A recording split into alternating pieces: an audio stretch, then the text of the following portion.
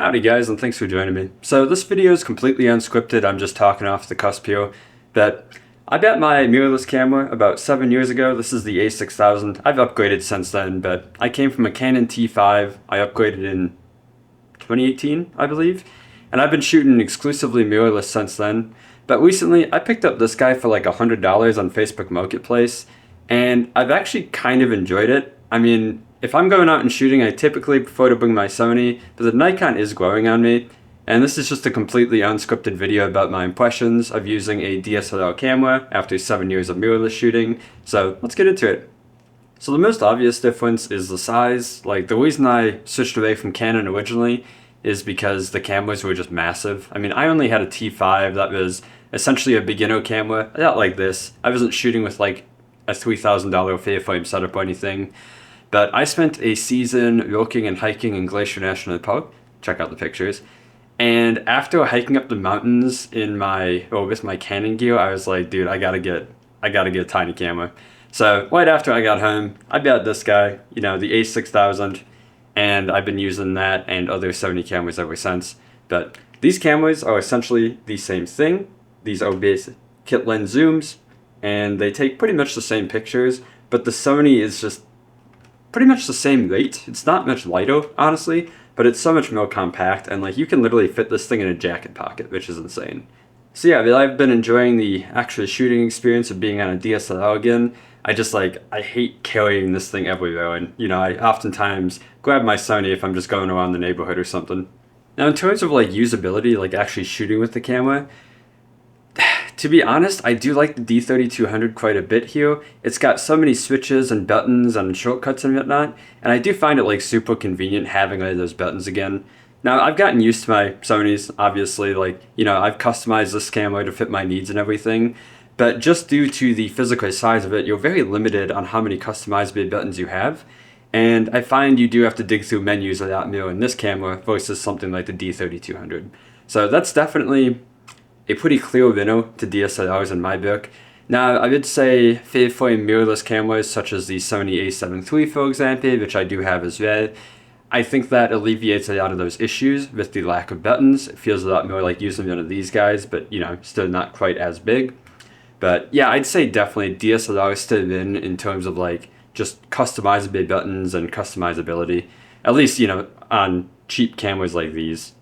And going on with like the shooting experience, I'd say the viewfinders are obviously very different. If you know anything about DSLR versus mirrorless, in a DSLR camera, your viewfinder actually looks physically through the lens and hits the mirror, and you see what the lens sees exactly. So if you're shooting in a dark environment, you see absolutely nothing. If you have the lens cap on, you see nothing, obviously.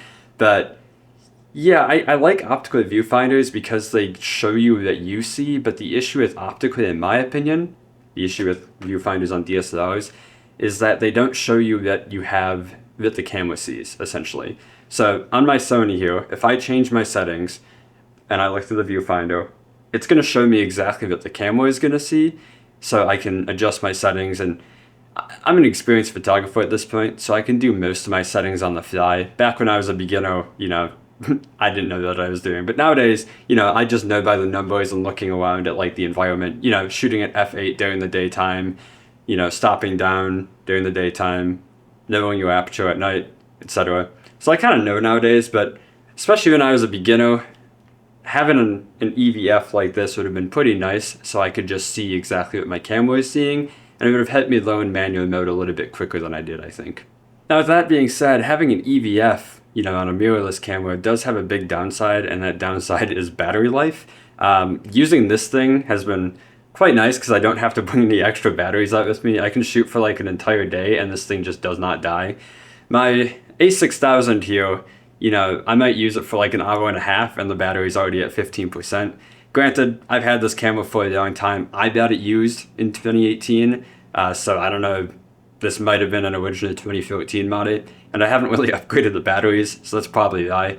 But either way, this D3200, man, like this thing just refuses to die, and it's quite nice. It's a good change.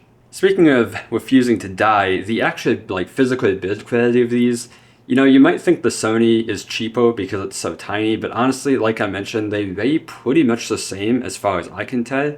The D3200 definitely looks like you could drop it and it would survive, but I don't know, it feels, I don't know if you guys can hear that in the video, but it feels cheap when you're like tapping on the body versus the Sony.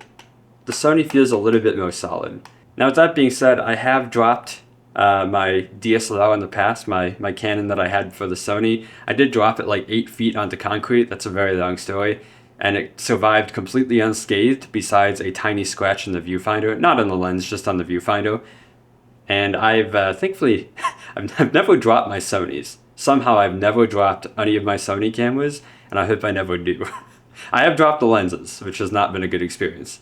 But in any case, yeah, I think like durability wise, the D3200 looks like it could survive a beating, but I don't know, it just like the Sony just feels better in my hand.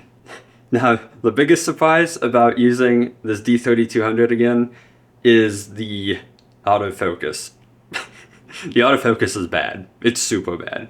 So my Sony camera here, it has something like, I think it's like 236 autofocus points or something.